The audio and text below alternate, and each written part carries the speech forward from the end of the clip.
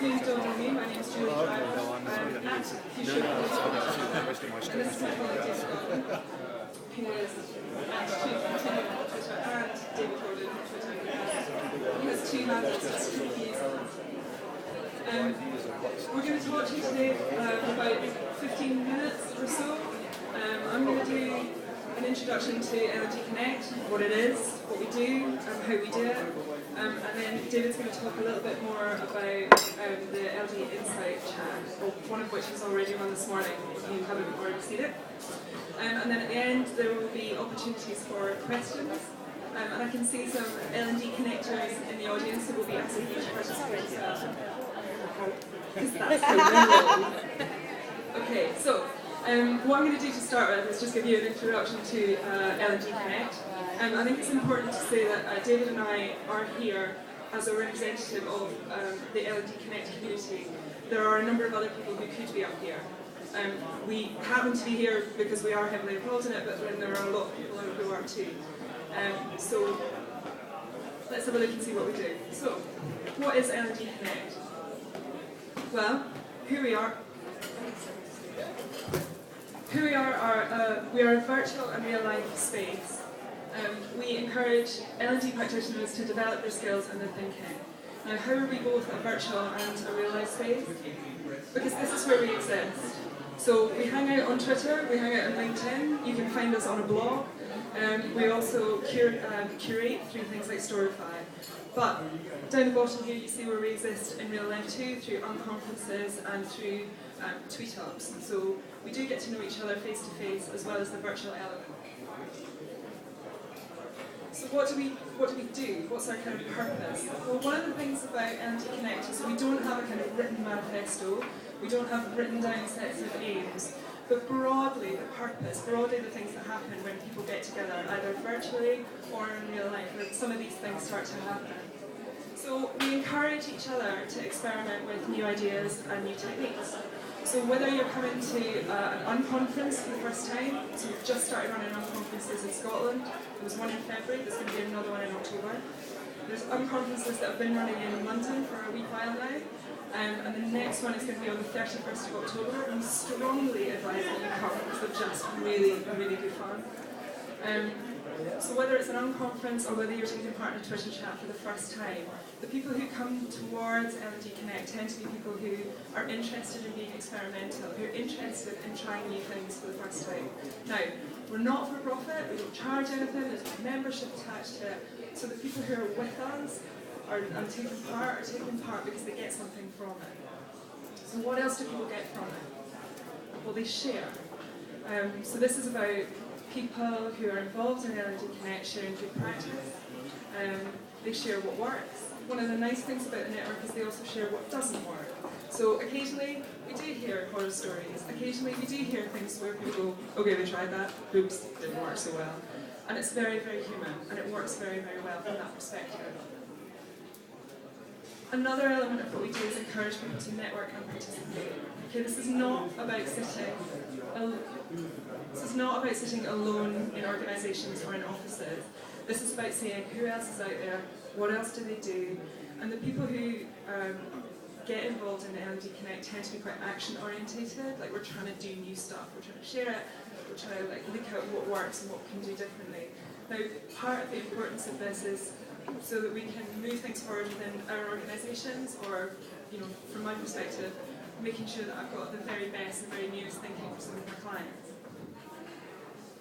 Take ownership of your learning.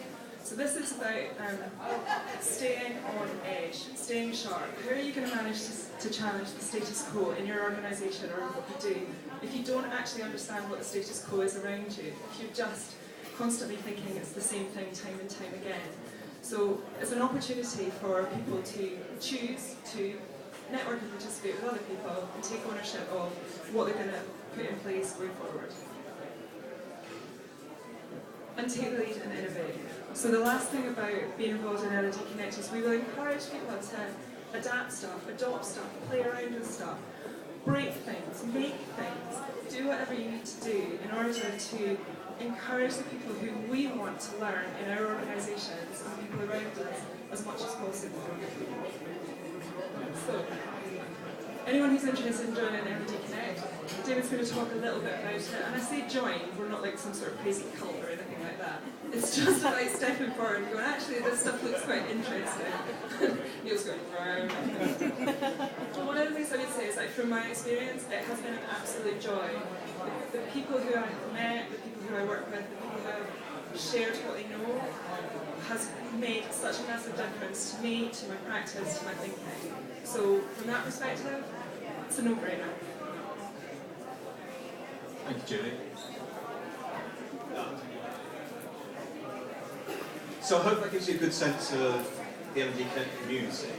And I want to talk to you a bit about the L&D Insight chat, which hopefully some of you saw this morning.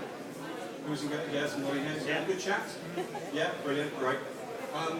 So let me step backwards. So L&D Connect's been going for about 3 years, and there's been a series of conferences which allows us to come together and to collaborate, to share our practice. And about a year ago, we're trying to work out ways that we could create that experience, but on a more regular, frequent basis. So that's how L&D Insights started in the chat. What we wanted to do was to create this space for anybody in the community, or outside of the community, to talk and to share and to discuss aspects to do with learning, development and OD. And so what we arranged and started was this once a week, 1 hour long chat on Twitter with the LD Insight hashtag. We ask one question. So the chat starts with one question, and we spend an hour talking and riffing off that question. Over time, that's expanded to a small community, to a global presence. So we've got people from Australia, India. I think it's a little bit early in the day for the States, but in the UK as well. So it's every Friday morning at 8 AM to 9 AM. And I think for us, making that step and trying and experimenting with something. So when you start a chat, you don't know who's going to appear. You don't know whether it's going to be popular, are you asking the right questions, is an hour right, is Friday morning right, you just don't know. So there's something there around just stepping into that space and trying it, and seeing what works. And I think we're about 40, 45 chats later, and I think it's working pretty well. So the focus around the chat is not around the facilitators or L&D Connect telling you what you should know. It's around you as a community sharing with each other what you think, what your experiences are, what your needs are, what your learning has been. And I think that generative process allows people to engage and to learn from that chat. So we've been very clear to create the space, to hold it gently, but not to try and force you through it. So you get what you want from it. If you want to be there for 5 minutes, great. If you want to join your pajamas, great, I won't know. If you want to have a real sit-to and have a really deep conversation, argue for something, great, that's fine. And what we find is that in the chat, people go off into their little clusters. There's a conversation that happens over here, where there's a pretty hardcore debate. And over here, I'm still making my porridge, but slowly getting into it. And over here, I've just got off a train, I'm in quickly and I'm out. Yeah? Familiar, Neil? So, a really important facet to the community, but also to the chat, is it's your learning. We're not trying to teach you, but we're all trying to share in the community. So, network of participation. I've talked a little bit about how the network has grown, the community has grown. I think the other thing which is really important is it allows the community to facilitate the community. So there's no leadership as such. There's no one person that makes a chat happen. There's various volunteers in the community who put their hand up and say, I want to do something, I want to help out. And that in itself has proved a learning experience. So facilitating a chat is quite a new experience. You can learn a lot from it. You know, how do I speak to 30 people at once? Well, you can't. So how do you manage that? So in terms of chat, I would consider that as important learning as well.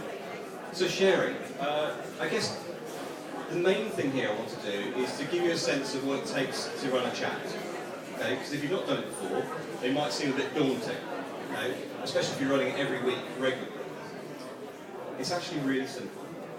We kind of have a script that we set up each week. We find questions, You know, the community offers questions, we have questions, there's topical questions in the news which we can always ask. And we just let it run. And at the end of every chat, what we need to do then is try and curate the content. And so we use Storify just to hold the conversation and to keep it, in case you miss a chat, or in case you want to come back to it later on and see what was said about that subject. So it's part of the sharing process.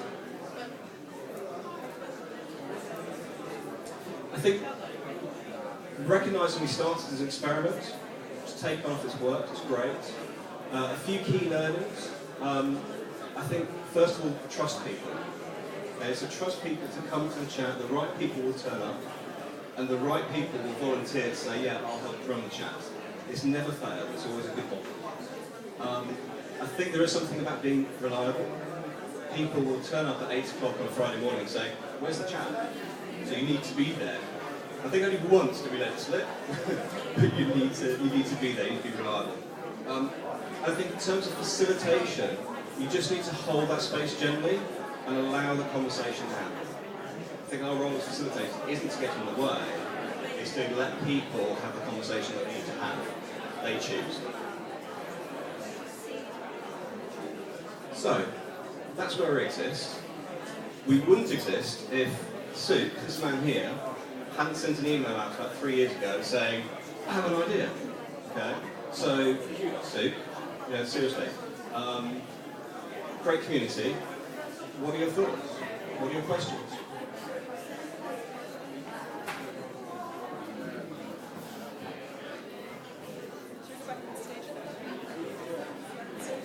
Okay, so questions from the floor. I'm going to have to do this sort of thing with the microphone, but any questions, queries, theories that are running, having kind of heard all of that?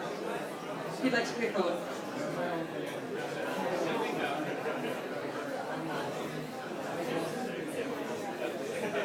Morning, Neil Goddin. I just want to support that as somebody that actually gets a lot out of those chats and conversations. The 8 o'clock to 9 o'clock on a Friday morning, absolutely ideal for me. I tend to work from home on a Fridays. I'm in my pyjamas. Too much information. But I first came across L&D Connect by going to an unconference, and it was my first experience of an unconference as well.